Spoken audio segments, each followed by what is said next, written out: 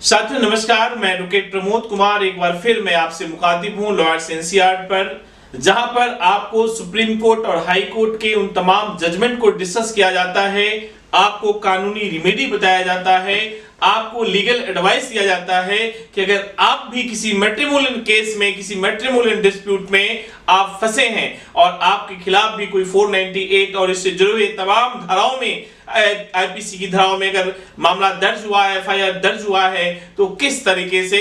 आप लड़ेंगे और अगर इस तरह का मामला दर्ज होता है तो इसकी कहानी कहां से शुरू होती है। दोस्तों आज एक ऐसे ही मामले पर मैं आपसे डिस्कस कर रहा हूं जिसमें जो विवेचना अधिकारी है, जिसको आप इन्वेस्टिगेटिंग ऑफिसर कहते हैं, जिसे आप आईओ कहते हैं, आईओ को माननीय न्यायालय के द्वारा उसे ऐसे इन्वेस्टिगेटिंग ऑफिसर जो गलत विवेचना करते हैं, जिसके आधार पर सालों साल केस लड़ना पड़ता है एक निर्दोष व्यक्ति को, तो ऐसे विवेचना अधिकारी को जेल भेजने का, उसे सस्पेंड करने का और उसे पनिश करने के लिए माननीय हाई कोर्ट ने ऑर्डर पास किया। दोस्तों होता क्या है अमूमन सभी केस में कि जो लड़की पक्ष है वो एक पुलिस थाने में कंप्लेन कर देती है और उस कंप्लेन में वो तमाम बातों को लिखा जाता है जो निराधार है, जो बेसलेस होता है और एक ही ऑब्जेक्टिव होता है लड़की पक्ष का, यानी आपकी वाइफ का, कि किसी तरीके से फर्जी मामलों में, किसी तरीके से निराधार और बेसलेस मामलों में आपके पूरे परिवार को, यानी हस्बैंड और हस्बैंड के पूरे परिवार को फॉल्सली इंप्लीकेट कर दे। और यहीं से इस कहानी की शुरुआत होती है। अगर विवेचना अधिकारी उसके बाद भी सही दिशा में अगर जांच करें तो मुझे लगता है कि 90% केस पुलिस थाने में एफआईआर रजिस्टर्ड ही नहीं होनी चाहिए, क्योंकि मैं दिन रात आप लोगों का केस लड़ता हूं और मुझे यह अच्छे तरीके से पता है कि कहानी एक ही होती है। 498 को एस्टेब्लिश करना है तो डाउरी का डिमांड कर रहे थे, ये I-20 कार और फलाना ठिमकाना ये मांग रहे थे। दूसरी चीजें होती है जो हमने जो ज्वेलरी हमारे पास थी वो इन्होंने रख लिया और धक्का मार के निकाल दिया। तीसरी कहानी इन्वॉल्व होती है कि इस बीच मेरे ससुर ने और मेरे जो जेठानी और जो मेरे जो देवर हैं वो मेरे साथ छेड़छाड़ करने की कोशिश करी, तो आपके पिताजी को यानी ससुर को और देवर और जेठान जो जेठ हैं उनको फंसाती हैं। सासू कहती है कि धक्का मारने में इनका भी सहयोग था, ये पैसा मांगती थी, ये गाड़ी मांगती थी। और इस तरीके से कई बार आपके रिश्तेदार, अगर आपकी बहन है वो अविवाहित है और विवाहित है, दोनों ही कंडीशन में, यानी हस्बैंड की बहन और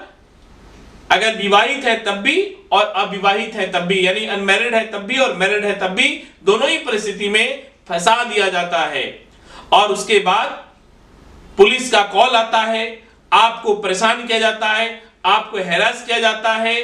अगर मैं ये इसी पॉइंट पे आ रहा हूं कि अगर विवेचना अधिकारी सही दिशा में जांच करें तो मुझे लगता है कि 90% केस एफआईआर रजिस्टर्ड नहीं होगा। अब विवेचना अधिकारी को पता है कि हस्बैंड का परिवार जो है इनोसेंट है। अब 2-4% की कहानी हो सकता है जेन्युइन हो, लेकिन 95% केस में ऐसे ही होता है। और ये मेरा रिपोर्ट नहीं है, एडीआर की रिपोर्ट है।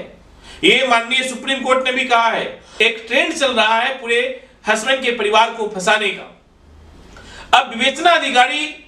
जो है, आप अपना कोई भी पक्ष प्रस्तुत करें, आप अपना कोई भी एविडेंस दें, आप अपनी बात किसी भी तरीके से रखें कि जी ये एलिगेशन ऐसा गलत है, ये एलिगेशन गलत है, ये एलिगेशन गलत है, ये एलिगेशन गलत है, इवन कोई भी एलिगेशन उसमें ट्रुथ नहीं है और इससे जुड़े हुए सारे प्रूफ दे भी दें,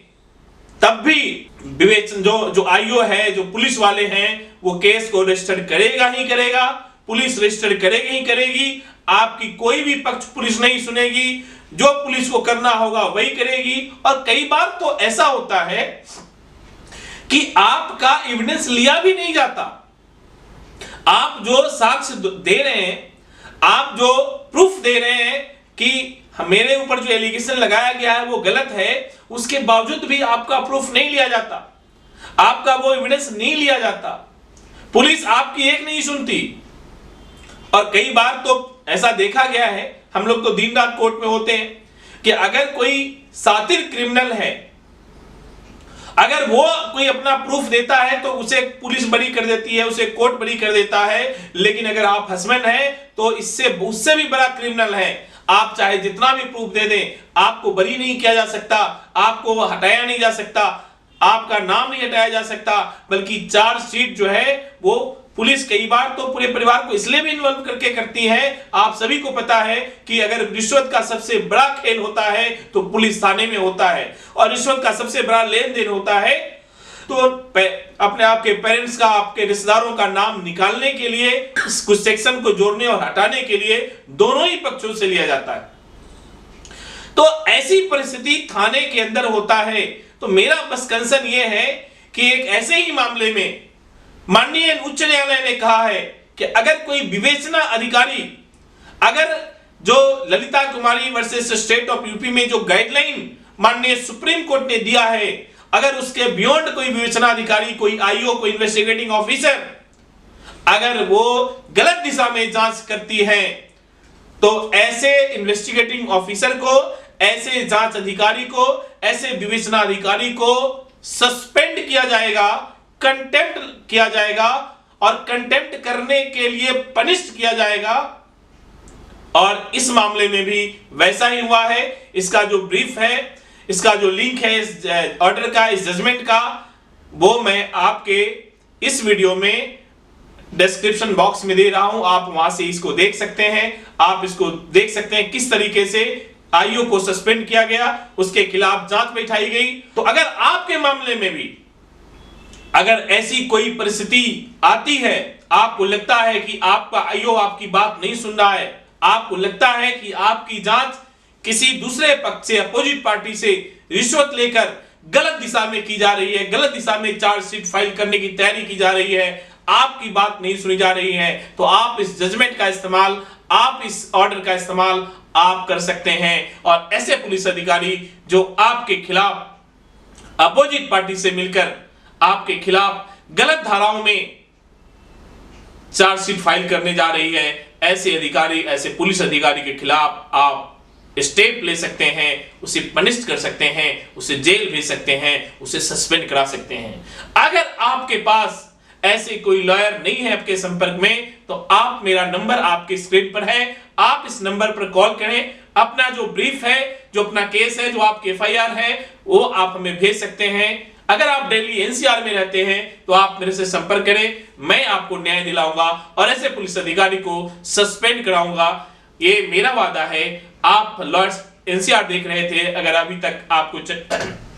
अगर अभी आप इस चैनल पे नए हैं तो आप इस चैनल को सब्सक्राइब करते चलिए, लाइक करते चलिए, और कमेंट बॉक्स में आप अपने सवाल और भी लिखें, आपको समय मिलते ही जवाब भी दिया जाएगा। और एक बात और आप सबों से गुजारिश हो कि अगर आपके आसपास, आपके नियरेस्ट में कोई भी इस ऐसे केस से, ऐसी परिस्थिति से जूझ रहा है, जिनके साथ कोई जांच अधिकारी गलत कर रहा है, तो आप उन्हें ये मैसेज, आप उन्हें ये वीडियो फॉरवर्ड करिए, ताकि अधिक से अधिक लोगों तक समाज हित में